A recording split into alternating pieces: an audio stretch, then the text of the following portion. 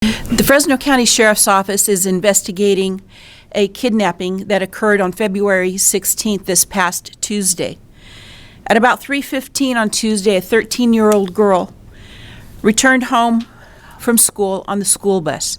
She got off the bus, took about a 3-minute walk to her home, and as she was getting ready to enter her home, she was grabbed by up to 4 suspects in the entryway area of her home, forced to a car, placed in a trunk. This vehicle drove for about 25 minutes, took the victim to an area in just south of Tollhouse near Sycamore and Coyote Drive. They drove to this remote area, took the victim out of the trunk, walked her a little ways from the car, where 2 of the suspects kicked her, and all 4 of them hit her. Then they left. The victim was able to walk about a mile to a residence in that area, where she was able to get help from some homeowners. She went to the hospital and received treatment for her injuries, and our detectives have started investigating this crime. Now, there are a lot of details in this incident that I'm not at liberty right now to give you. And I think you're going to have a lot of questions about what those details are, but those will be coming in the future. I will say that we're unsure at this point regarding a sexual assault. We're still waiting for the results of some examinations. But we do have some needs from our public. We believe there may be homes that are on the route that the vehicle may have taken from the home to the scene of where they beat this young girl and then left. And we've provided those possible routes. There may be homes in that area that has video cameras, some video surveillance that may help us. So we are asking that anybody in these areas take a look at Tuesday between 2 and 6 p.m. and contact our detectives immediately so that they can review that. We are looking for a vehicle. It is a gray or silver BMW, a 90s model with tinted windows. So any vehicle that is even closely matching that description, we need to take a look at it. Also in this particular case, Valley Crime Stoppers has increased the reward for up to $2,000. And anybody can call Crime Stoppers at 498-STOP. And as always, you will remain anonymous. Now, we understand that this incident has left many people in the schools and in the area nervous about a random kidnapping act. However, we would like to put people at ease and let them know that we believe that this family was targeted. It was not a random act. Why we believe that, I cannot release at this particular time, but I want to put the residents in that area and in the schools at ease if we possibly can, because we believe this was a targeted kidnapping. We have been in contact with the victim's family. Her dad is very cooperative. We do not believe that he is involved, so that's one question that I can answer. And again, we do have several people of interest that we are looking at right now. Our detectives are busy with possible search warrants, interviews, and awaiting for some forensic evidence.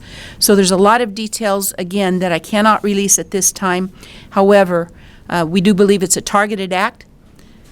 We have several persons of interest. The reward has been increased to $2,000. So we're asking that anybody that has any knowledge to give us a call. Call Crime Stoppers at 498-STOP. Any questions? Can you kind of explain the different routes in the past that they might have took so we can kind of put that on air? So it looks like maybe 168 and then what were the different ones? In the bottom left, you can see where the victim lives. And then in the top right, you can see where the crime scene, the last crime scene is. So there's only 2 or 3 different ways that you can get to that area. And we've outlined that in our press release. If you haven't gotten it yet, you will be getting so you'll have the routes so that people will know that if they have possible surveillance, they can take a look at that. And in the neighborhoods where she was taken, if you can say this, you know, any surveillance video that you guys have found from those neighborhoods in that area? We have not yet. Of course, the detectives are knocking on doors. This area is very remote, and the houses are spread out. There's a lot of miles in between, and we're hoping that with the ask, when using the media's help, we can get the word out there quickly, because we don't want any video surveillance that may be out there to go into a loop and erase what might have been captured. And you said that she was targeted. Can you release any information on why we know that? I cannot. However, with their interviews that we've done so far and the information that we've received, we believe that this was a targeted case, and this particular little girl was in fact targeted. You said the father wasn't involved. What exactly does that mean? I'm anticipating a question that he may have been, and he's not. He's been very cooperative, very concerned. It scared him. He was very scared, and he's been cooperative with detectives, and I want to commend him for being as cooperative as he has been. He wants to find out who did this to his little girl. And we understand that the mother was in a different country or somewhere else. With a parent, did she live with both of her parents? She has lived both here with her dad and in another country with her mother. However, currently they're living, she has a little sister, and they live with her dad. I guess we were looking for 4 Hispanics. Has that changed? I mean, obviously they found them right, the reservation. Are you maybe looking at 4 Indians now, or? Here's the description we have of the 4 suspects. 4 males. They were all dressed in dark clothing. They all had on ski masks. So I can't even confirm that they were Hispanics right now.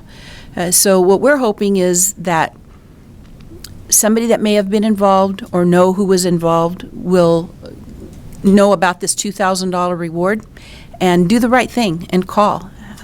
We believe that this attack was in fact targeted toward this little girl, and we believe somebody out there knows something, and we can solve this case and put not only the family's mind at ease, but also the whole community. Should all the detectives are looking at her social media and Facebook stuff? Maybe she got a threat or something like that? We don't have any information that prior to this event there was any threats, any way to foretell or predict that this was going to happen. We look at social media all the time with investigations, and in fact, we're hoping that using social media we can get the word out regarding this crime, that the reward has been increased, that we know somebody out there knows something, and that we have several persons of interest. Has she told detective anything, like she was followed before, she saw the car before, people walking around when she was going to home from school? No. In fact, when she walked up to her front door, she did notice that there was a car in the area, but she didn't pay any attention to it. It didn't raise any kind of alarm in her that vehicle was parked there, which means she probably hadn't seen that before. And like you said, they beat her up or something? How severe are the injuries? Yeah. She was kicked.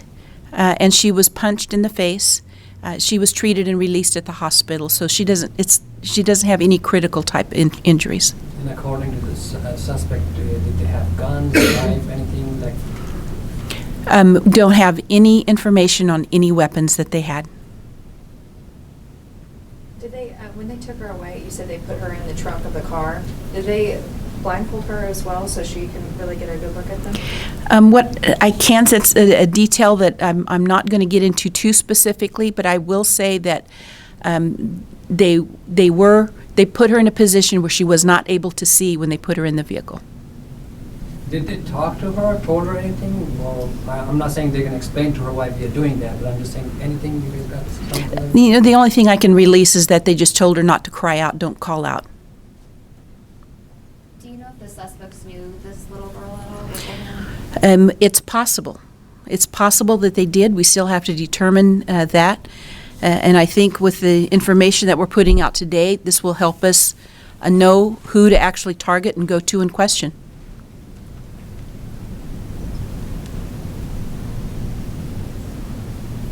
Okay? Any idea what kind of charges these people could be facing? Seems like pretty serious stuff. Very serious. Kidnapping are very serious charges, as well as the assault are very serious. So this is going to be an interesting case when I'm able to release more information, and I can't wait to be able to do that with you all. But it's going to be a very interesting case. But the kidnapping is the most serious charge that we have. Sheriff, parents should be concerned about this because some parents both are working, so their Yeah. kids after school they walk home. So do you want to give them any tips? Sure. Or tips to the kids who walk home by themselves every day? In general, information, although we don't want to have to be looking over our shoulder all the time, I think it's still important that parents talk to their children about if you have to get off the bus, you shouldn't be by yourself. You should be in a group. But nobody expects that their 13-year-old child is kidnapped off the front porch of your home. And I really encourage people in your homes to install video cameras. We are more and more often able to solve crimes as a result of personal video systems that people can purchase, and it's getting less and less expensive to do so. So I'm encouraging everybody that can to place these surveillance systems at your home, because that can really help solve crimes. So you haven't located the vehicle yet? We have not located the vehicle. And Sheriff, you said that you might possibly have some leads on suspects. So if you were to get more information from, say, video cameras along this route, how quickly do you think we'd be able to solve this? Or are we Yeah. really close to the end to it? I believe the detectives are close. I believe with the information that you're going to help us put out today and over the weekend will help us. One thing about the detectives is they work when they need to work. If they get leads, they're going to be working this weekend on those leads. They're not going to be taking time off if they have workable leads on this case. It's so very important.